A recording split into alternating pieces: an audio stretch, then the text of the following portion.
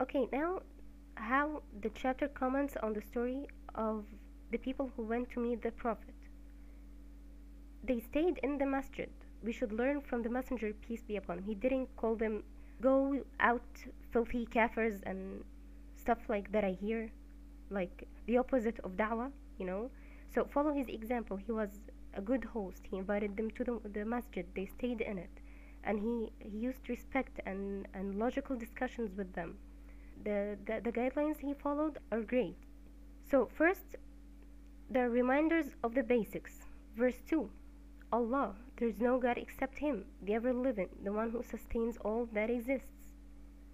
Verse 20, so if they dispute with you, say, I have submitted myself to Allah, and those who follow me did the same.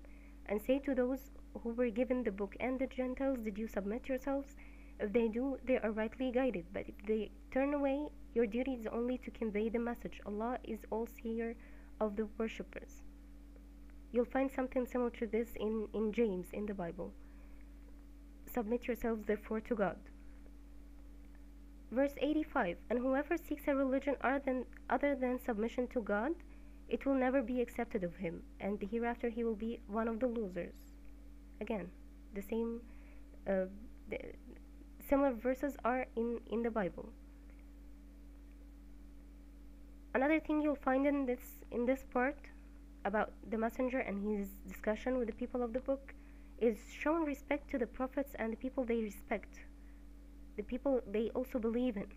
Verse 33, Allah chose Adam, Noah, the family of Abraham, and the family of Imran above al-Alamin, which means mankind and jinn, the creatures or the beings that live, that exist, that were created.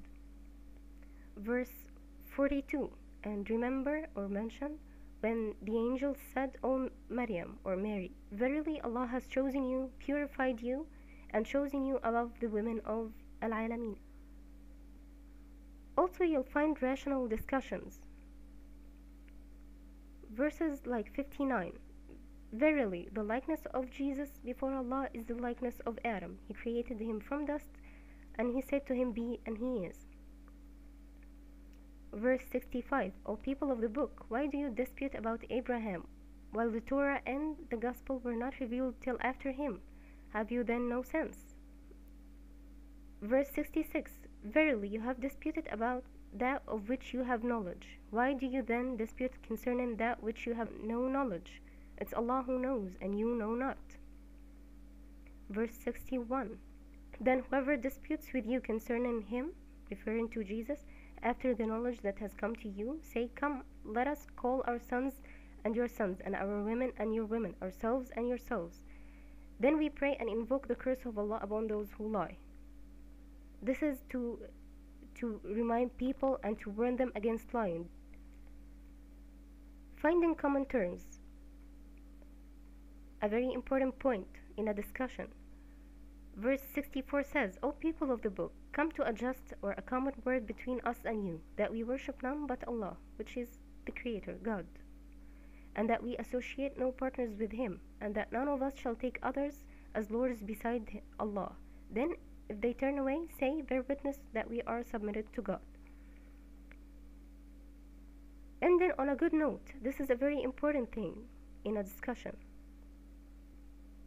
So, verse 75, among the people of the book is he who, if entrusted with great amount of wealth, will readily pay it back. And among them there is he who, if entrusted with a single silver coin, will not repay it unless you constantly stand demanding, because they say, there is no blame on us in the Gentiles, but they tell a lie against Allah while they know it.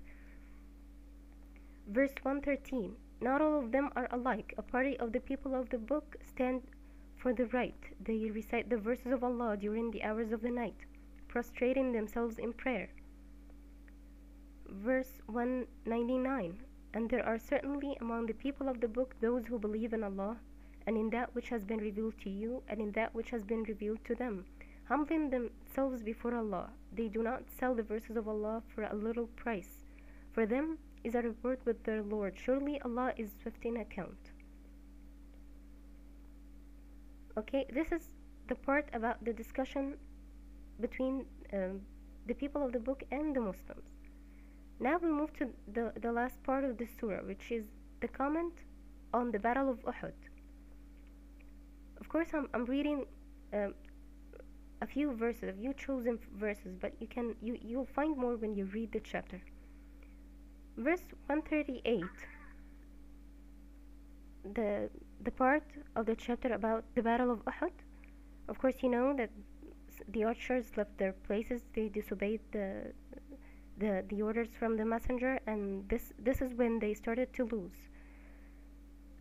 So in verse 138, this, referring to Qur'an, this is a plain statement for mankind, guidance and instruction to those who are al-muttaqun, or the righteous, the pious. Okay.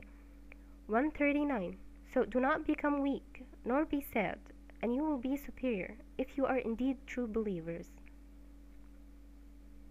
140. If a wound has touched you, for sure a similar wound has touched the others, and so are the days we give to men by turns, that Allah may test those who believe, and that He may take martyrs from among you, and Allah likes not the wrongdoers. Verse 144. Muhammad is no more than a messenger, and indeed messengers have passed away before him. If he dies or is killed, will you then turn back on your heels?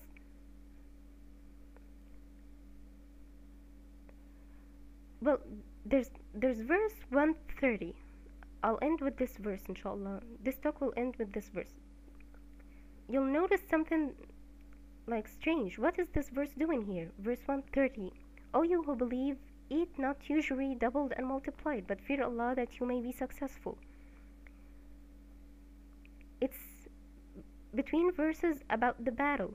What's the verse about riba or usury doing in here?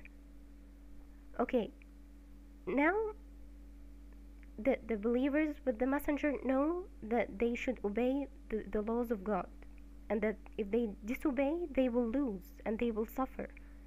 So while they are in this mentality that we should obey, they are ready to listen and obey. We'll give them something very important, because usury is a great sin.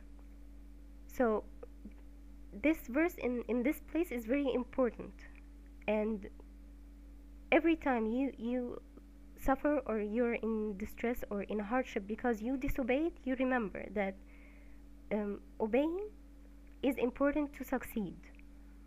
So we'll end at this point today. Okay, thank you for listening. Assalamu alaikum, brothers and sisters.